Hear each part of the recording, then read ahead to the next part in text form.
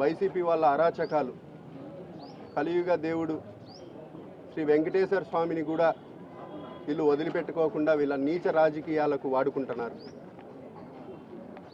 మరీ దారుణంగా నిన్నైతే కౌన్సిల్లో వెంకటేశ్వర స్వామి చిత్రపటాలను తీసుకొని పోయి చెప్పులేసుకొని మన భారతదేశమే కాదు విదేశాల్లో కూడా వెంకటేశ్వర స్వామి అంటే పవిత్రత, భక్తి శ్రద్ధలతో అందరూ ఆయనను పూజిస్తూ ఉంటారు. అటువంటి వెంకటేశ్వర స్వామిని చిత్రపటాన్ని కౌన్సిల్లో చెప్పులేసుకొని తీసుకొని పోవడం చాలా దారుణం.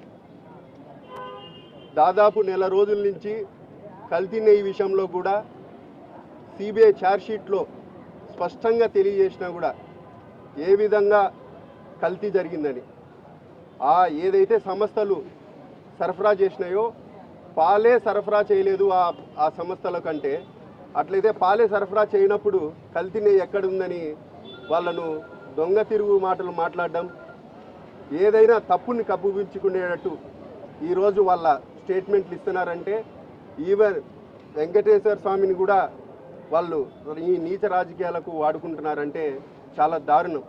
కాబట్టి ఈరోజు ఆంధ్రప్రదేశ్ కానీ భారతదేశంలో కానీ ప్రతి ఒక్కరు గమనించాల. ఈరోజు ప్రతిపక్షంలో ఉన్నా అధికారంలో ఉన్నా కూడా వైసీపీ నీచ రాజకీయాలు, వాళ్ళ మాటలు, వాళ్ళ భాష, గతంలో కూడా అసెంబ్లీ సాక్షిగా వాళ్ళ మాటలు మహిళలను కించపరిచే విధంగా, మంత్రులు సైతం, ఎమ్మెల్యేలు సైతం జగన్మోహన్ రెడ్డి గారి కనుసన్నల్లో, ఈవెన్ జగన్మోహన్ రెడ్డి గారు ముఖ్యమంత్రిగా ఉండి వాళ్ళందరినీ కంట్రోల్ చేయాల్సింది పోయి ఇంకా వాళ్ళను పైకి ఎగదోలి ఈ విధంగా మాట్లాడండి, వెకిలి చేష్టలు, నీచ భాష మాట్లాడడం అనేది గతంలో మనం చూసినాం. దాంతో భాగంగానే ఈరోజు వాళ్ళు 11 సీట్లకు పడిపోవడం జరిగింది. కానీ రాజకీయాల్లో ఉన్నప్పుడు ప్రతి మతాన్ని గౌరవించాలా.